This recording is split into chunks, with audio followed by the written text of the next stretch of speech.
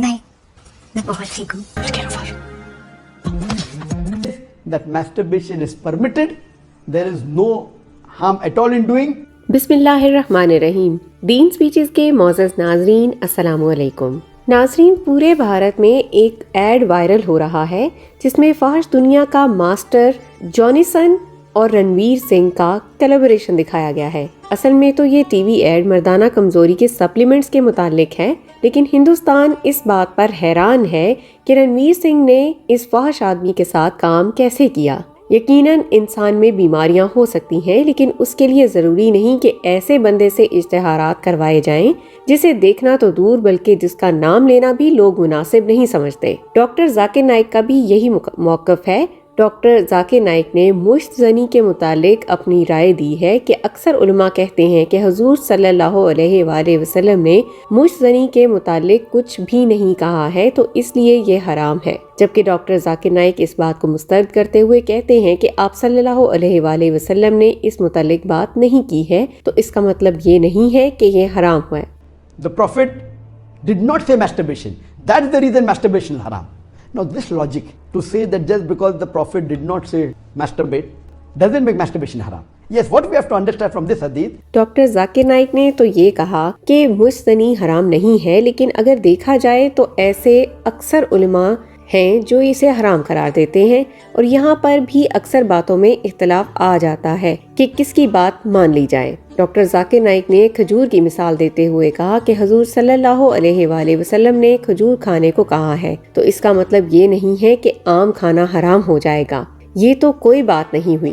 یہاں یہ بات صحیح ہے کہ نکاح کرنا چاہیے، اس سے اپنی ضرورت پوری کرنی چاہیے، اور یہی صحیح عمل ہے. اگر نکاح نہیں تو پھر صبر کر لینا چاہیے، لیکن مشت زنی کو حرام قرار دینا کوئی ثابت شدہ بات نہیں ہے.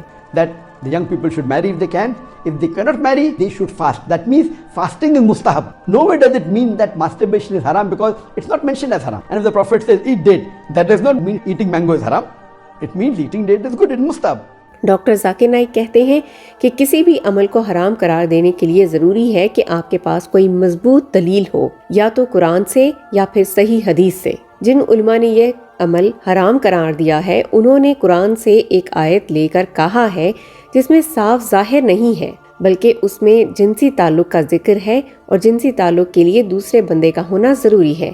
ڈاکٹر ذاکر نائک نے یہ بھی اعتراف کیا ہے کہ کچھ ضعیف احادیث ہیں جن میں اس عمل کو حرام قرار دیا گیا ہے، لیکن ضعیف احادیث ہونے کی وجہ سے وہ مضبوط دلائل نہیں بنتے. Because for haram, there should be strong evidence from the Quran or from Sahih Hadith. It's the only verse which the scholars quote of Surah Mu'minun, chapter number 23, verse number 5 to 7, which they say it doesn't include masturbation. There is no clear-cut evidence. It only speaks about sexual intercourse.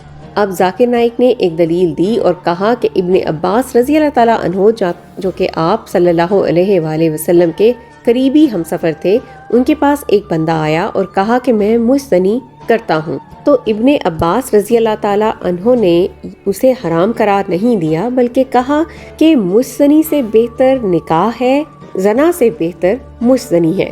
تو اس سے یہ بھی ثابت ہوتا ہے کہ مشت زنی حرام نہیں ہے، لیکن مکروہ ضرور ہے، اچھا عمل نہیں ہے، لیکن حرام اس لیے نہیں ہے کیونکہ کم سے کم زنا سے تو بچائے گا. Is Ibn Abbas, may Allah be pleased with him, who was the companion of the Prophet, there is a person who comes to him and says that I have been masturbating.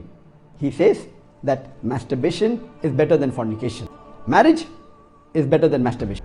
That means the call, the verdict of Ibn Abbas, may Allah be pleased with him. ان سب باتوں کے ساتھ ساتھ یہ بھی ذہن میں رکھ لینا چاہیے کہ مشت زنی اچھے لوگوں کا کام نہیں ہے، یعنی ایک غیر اخلاقی کام ہے.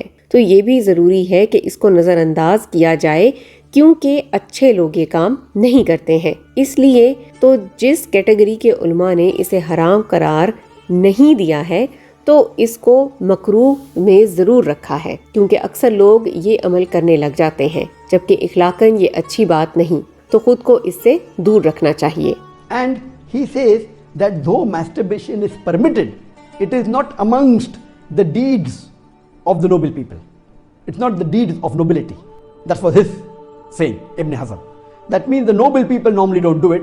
اب ڈاکٹر ذاکر نائک بہت ہی اہم باتوں کی طرف لے آئے اور کہنے لگے کہ جب ہم طالب علم تھے تو ہم سے سوال کیا جاتا تھا کہ آپ لوگوں میں سے کون کون مجھ زنی کرتا ہے، تو ہم میں سے 95% لوگ ہاتھ کھڑا کر لیتے تھے، جبکہ باقی 5% جھوٹ بولتے تھے کہ ہم نہیں کرتے۔ ذاکر نائک نے کہا کہ یہ تو ایک مذاق تھا، لیکن ایک حقیقت اور تحقیق کے مطابق 95% مرد حضرات مجھ زنی کرتے ہیں، جبکہ خواتین میں 80% کرتی ہیں۔ یہ عمل سب کے سامنے تو نہیں کیا جاتا، لیکن ایک عام عمل ہے، اکثر لوگ یہ کرتے ہیں۔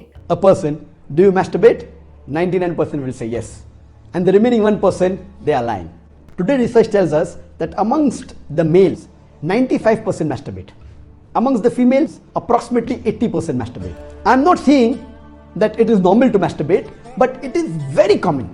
ڈاکٹر ذاکر نائک نے لوگوں کا حوصلہ بڑھانے کے لیے کہا کہ یہ ایک افواہ یہ بھی مشہور ہوا کہ جب کوئی مجھ زنی کرتا ہے تو اس کا دماغ کمزور ہو جاتا ہے، ساتھ میں نظر بھی کمزور ہو جاتی ہے، لیکن یہ بس ایک افواہ ہی ہے۔ کیونکہ میڈیکل ڈاکٹر ہونے کے ناطے میں بہتر جانتا ہوں کہ یہ عمل کوئی نقصان نہیں دیتا ہے، اس میں کوئی شک نہیں کہ اگر حد سے بڑھ جائے تو پھر نقصان ہے، لیکن سائنس کے مطابق جب بیوی سے بھی حد سے زیادہ ہم بستری کی جائے تو بھی نقصان دیتی ہے۔ اس طرح اور بھی بہت سی چیزیں ہیں جو کہ حد سے بڑھ جائیں تو نقصان دہ ثابت ہوتی ہیں۔ And those who believe it's haram, they say that masturbation causes blindness, masturbation, it causes nervous problem. All these things are a myth.